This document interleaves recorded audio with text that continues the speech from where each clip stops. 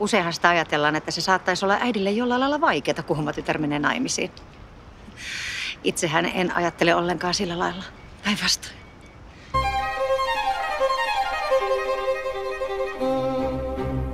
Mä haluan tosiaan painottaa, että tää Mutsin kanssa mökillä -konsepti ei ollut mun idea.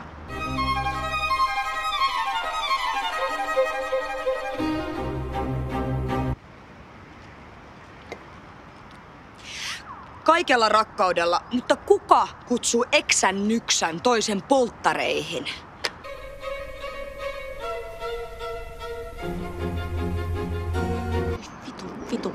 Vittu. Oon mäkin suvaitsevainen ihminen, eihän tässä nyt siitä ole kyse.